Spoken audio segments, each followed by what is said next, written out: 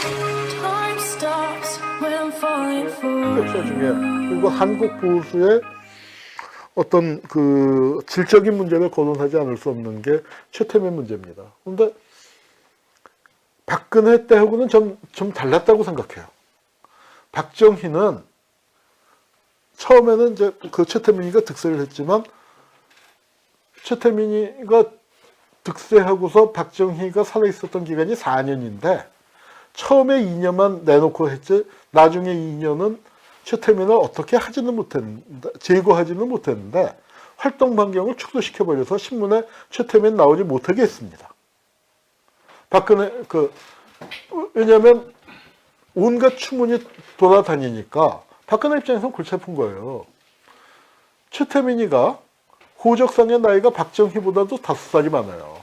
그런데 박근혜하고 온갖 추문이 떠도니까 이거 안 되겠다. 그래서 그 당시에는 청와대 수석비서관들의 고민이 어떻게 최태민을 박근혜랑 띄워놓을까예요. 그리고 그걸 우직하게 박정희한테 직보했던 사람이 김재규예요. 나는 김재규가 박정희의 마지막 충신이라고 생각합니다.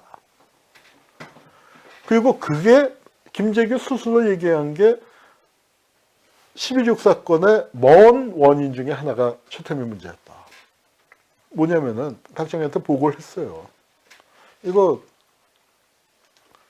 그 큰 영향을 내세워갖고 최태민이 휘둘르고 있는데 큰일 난다. 이건 정권 안보 차원에서 이건 막아야 한다 했는데 박정희는 굉장히 명민한 사람이었거든요. 그리고 아주 독한 사람이었죠. 관한성도 있고 내가 좋아하진 않지만 굉장히 자질이 뛰어난 사람이에요. 그런데 김재규가 느낀 게 뭐냐면 이 형님이 예전 같지 않다 이거죠. 옛날 같았으면 단호한 조치를 취했을 텐데 그걸 어떻게 했냐면 정보 부장으로서는 돌아버릴 지경인데 최태민에 대해서 다 조사해서 보고를 했을 거 아니에요. 그 보고서를 박근혜를 줘버렸어요. 박근혜는 누굴 줬겠어요? 최태민을 주죠.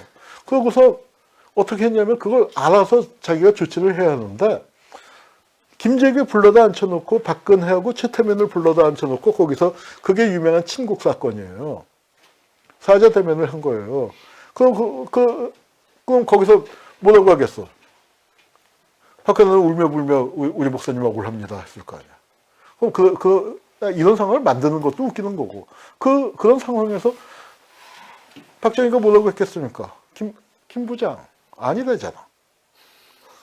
이렇게 돼버린 거예요. 그러니까 박정희에 대한 어떤 존경심 내지는 더 이상 통치를 할 수 있는 상황이 아니구나.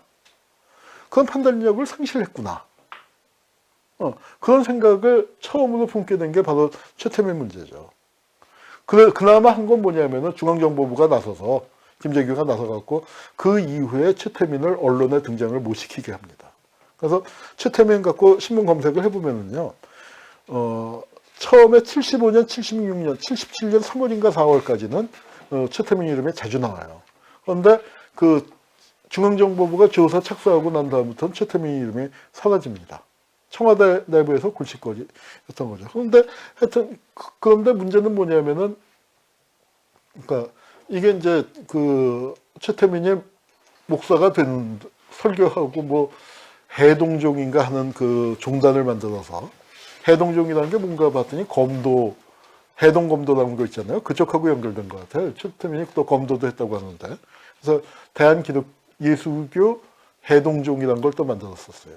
교단을 했는데 원래는 이겁니다. 그러니까 태자마마예요. 태자마마. 근데 재밌는 게 불교, 기독교, 천도교를 종합한 일종의 무당이죠. 무당. 대전의 감나무집에서 이제 자리를 잡고 대전일보에다가 광고를 냈는데 읽어보면은 말이 안 돼요. 근데 하여튼 저렇게 이제 해서 했는데 실제로 용한무당이었다고 그래요. 저도 저 세계를 잘 모르지만 저런 사람이 나타나면 저기서 또 이제 저 일대에서 영업하던 사람이 있었는데 무슨 예식장을 빌려서 한다니까 크게 하는 거 아니에요. 굉장히 크게 이제 하니까 그 동네에서 그 기존에 영업을 하던 사람 입장에서는 자기가 그 세계에서 하는 말로 나와바니가 침범을 당한 거 아니에요. 자기 영역에. 그러니까 가면서 이제 찾아가서 대결을 한다는 거예요. 이게 놈이 진짠가 가짠가. 그런데 이게 생사를 걸고 하는 거랍니다. 거기서 깨지면은 나도 뭐 그 세계를 뭐 체험을 해보지 못해서 잘 모르지만 그 영빨을 대결을 하는데 거기서 지면은 영빨이 죽어버려서 점쟁이를 못한대요. 그러니까 보이질 않는데.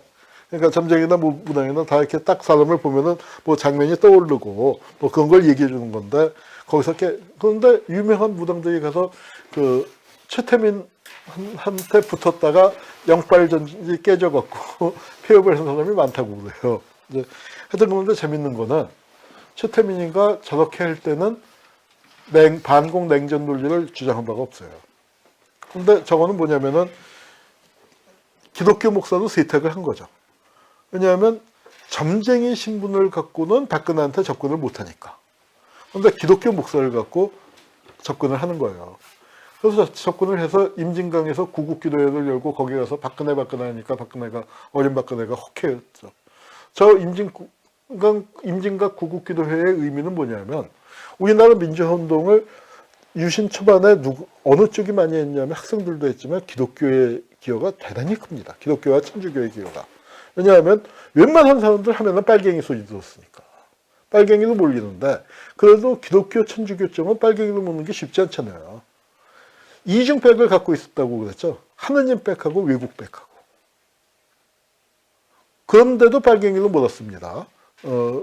저 민주화운동 열심히 하는 신부님 목사님들 그런데도 몰랐지만 일반인들은 뭐 대부분의 빨갱이도 몰리는데 기독교 쪽에 민주화운동을 많이 하니까 아니다. 기독교 중에 우리 박정희 대통령 각하를 지원하는 사람이 많다.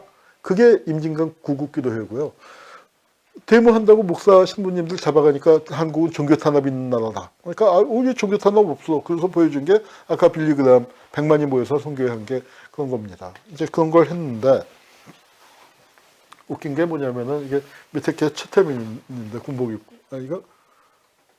이건 최태민이 아니라 박장원 목사 같네요.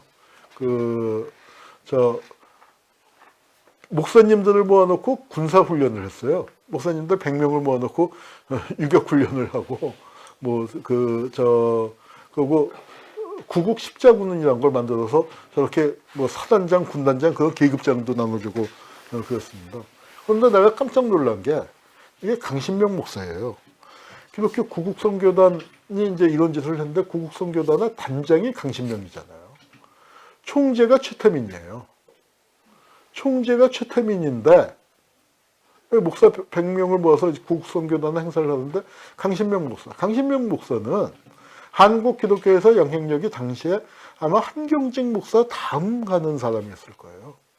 한국 기독교의 최고 지도자 중에 한 분인데 이분이 어떻게 최태민 같은 사기꾼 밑에 가서 단장을 하는가. 최태민이 구국선교단을 만들어서 자기가 단장을 하고 강신명 목사를 총재로 모셨다 해도 이게 기가 막힐 노릇인데 어떻게 그 밑에 가서 단장을 하고 있는가 참 놀랐습니다. 그 구국십자군이라는 걸 만들었는데 구국십자군이라는 게 뭐냐. 박정희가 월남 파병할 때 월남에 가는 군대를 자유의 십자군이라고 했어요. 근데 월남전이 끝나고 이제 돌아오니까 유신십자군이라고 불렀어요. 유신십자군이라고 불렀는데 그걸 따서 박정희가 최태민이 구국십자군이라고 한 거죠. 십자군이 원장이 이어지는데 여기 보면 시발단, 십자군 알바단으로 이어지잖아요. 그게 이렇게 십자군이 차례 이어지는 겁니다. 한국 기독교의 흑역사 중에서 또 한 장면. 이게 누굽니까? 고문기술자 이근환이에요. 이근환이 목사 안수를 받았죠. 그러다가 이제 김근태 그 의장 돌아가시고 난 다음에 여론이 약하다고 저거 목사 안수 진짜 받은 거 맞아 하고 이제 하도 시끄러워지니까 교단에서 안수를 취소하긴 했는데 그래도 한국이 참 목사 되기 쉬운 나라. 근데 이게 이제 보면은 한국 기독교가 엄청나게 급팽창을 해왔는데 그 급팽창의 역사가 냉전의 역사가 일치합니다. 언제까지 팽창하냐면은 냉전이 확 진행되던 그 시기까지 팽창을 해요. 그러다가 그다음부터 정체가 되고 이제 신자가 감소되고 그다음에 뭐 정체도 정체지만 큰 문제가 대형 교회 위주로 중소교회들이 입지가 점점 위축되는 그런 상황들이 벌어집니다. 그리고 그런 속에서 한국 기독교 이제 미국은 우리의 우방 뭐 이제 뭐 이런 것들 많이 보셨죠. 그 한미 동맹이 이렇게 강화가 되는데 이게 참 그 바퀴 달린 십자가를 매고 들고 골고다의 언덕을 올라갔던 그 기막힌 일도 있었고 그래서 이제 이렇게 됩니다. 자, 근데 이제 한국 우리 노무현 대통령 연설 중에 똥별 연설이라는 게 있어요. 인터넷에서 유튜브에서 똥별 연설 치면은 나오고 뭐 노무현 성우회 비판 군사작전권 그렇게 하면 나오는데 노무현 대통령이 굉장히 세게 연설을 했어요. 나도 뭐 이런 거 강의할 때 가리지 않고 말 세게 한다 소리를 많이 듣는 편인데 내가 깜짝 놀랄 정도로 저렇게 얘기해도 되나 싶을 정도로 뭐 말 한마디 한마디는 다 옳은 말씀이지만 정말 대놓고 더군다나 나야 그냥 무슨 직책을 맡지 않은 자유인이고 교수고 하니까 내 의견을 역사학자로서 내 의견을 자유롭게 얘기해도 되지만 대통령이면은 조금 그래도 나 같은 사람이 그런 생각이 들 정도로 정말 직설적으로 얘기했는데 말씀은 다 맞아요. 거기서 나온 얘기가 뭐냐면 아니 나 육군 참모총장이 나 육군 대장이고 참모총장이 하고 다니는 사람들이 그동안에 뭐 했냐 이거야.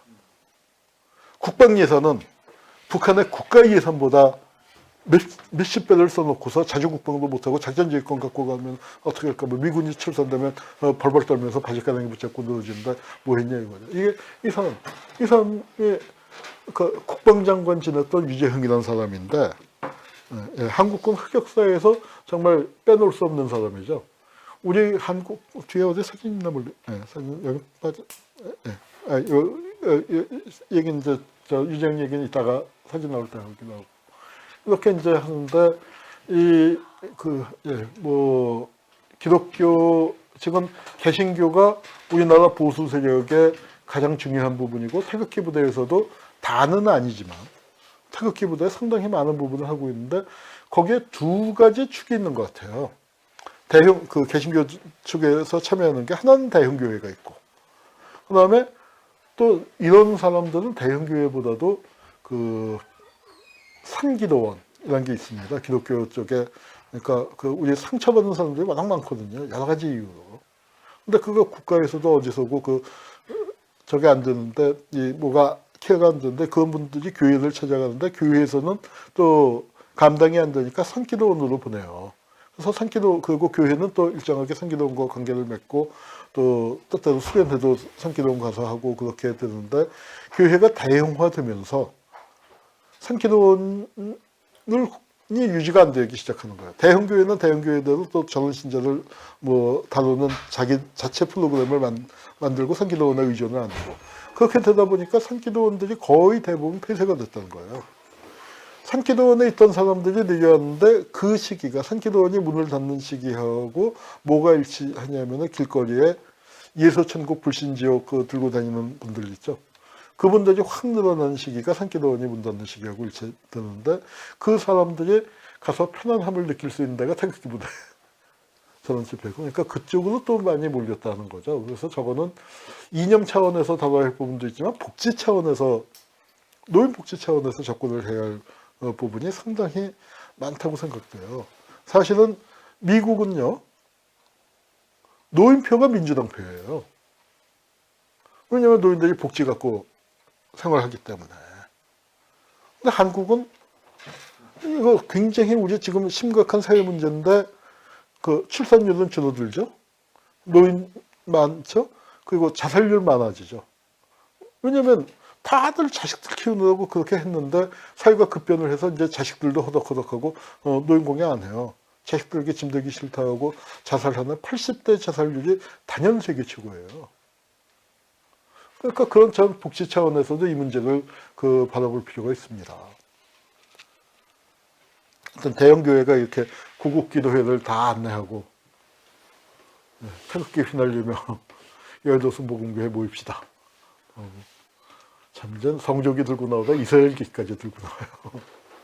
이스라엘기 들고 나오는 데모대는 한국밖에 없을 거예요.